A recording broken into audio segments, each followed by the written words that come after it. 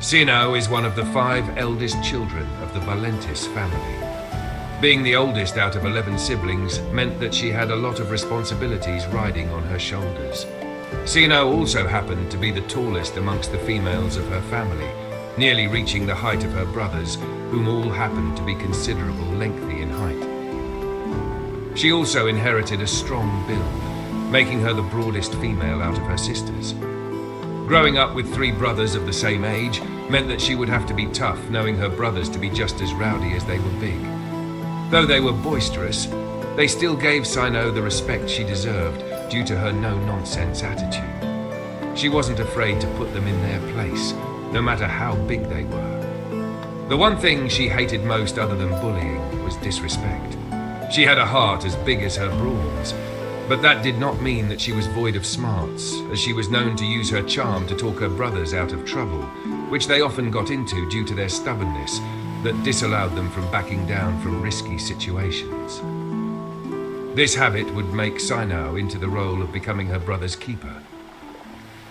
Being the keeper of her brothers meant that she would have to follow them everywhere they went, as they had a knack for getting into trouble in almost everything they did. This included accompanying them to the local bar village. Though she was their unofficial bodyguard, she would indulge in their carousing of drinking with them. This would result in the 4 getting extremely drunk to the point of starting fights with the locals, something that would happen about 3 times a week.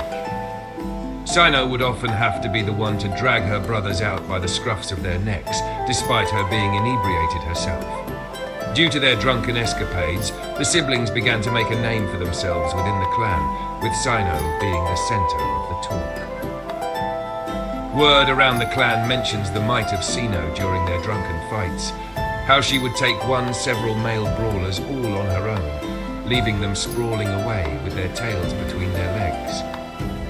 Random clan members would begin to approach Sinow to see if she would stake claim to this statement. They would challenge her to a fist brawl without the aid of alcohol. Much to their surprise, she would come up on top as the winner each time. These acts of feat would grant Sinow the title Sinow the Scrapper. Growing up, Sinow felt that there was something roiling within her, something she couldn't explain. It was like something inside was trying to get out and wouldn't be ignored even as she slept. Whatever this something was made her insides hot and her pores sweat. She would feel the irresistible urge to release this fiery sensation just to relieve herself, but she had no idea how. Fearing that she might have caught some sort of ailment, she came to her parents for help. Her parents didn't seem alarmed by their daughter's concern and calmly explained to her the natural calling of her soul affinity, something she would feel throughout her entire life. They go on to say that it would be a feeling that she could not control, but will have to learn to contain. This was something that all her kin went through, and learning to withhold such a feeling was imperative to their survival. Sinow questioned why this was too, which her parents replied that it was due to the Elkai dominion. The Elkai dominion was something that Sinow vaguely remembered as a youngkin growing up, but only through the word of mouth by the other clan members who often spoke in hushed tones when speaking about them.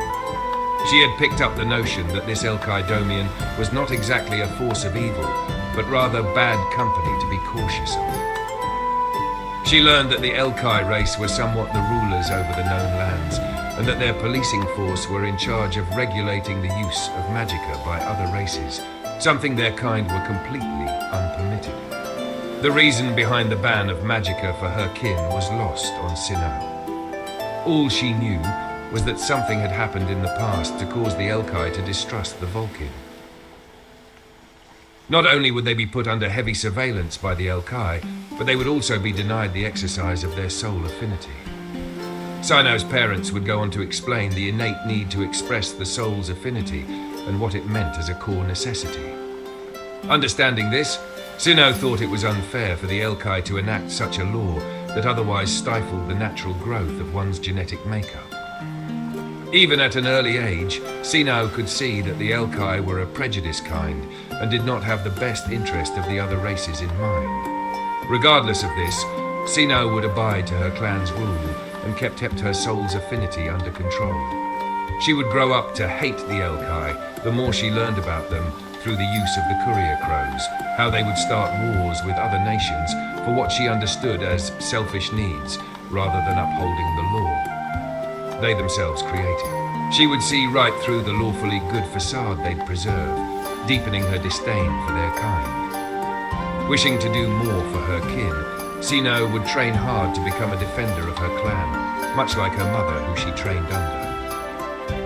During the attack of the Elkai Dominion, Sinow fought valiantly at the front lines along with her siblings, but could not stop the magical might of the enforcers who massacred nearly her entire clan.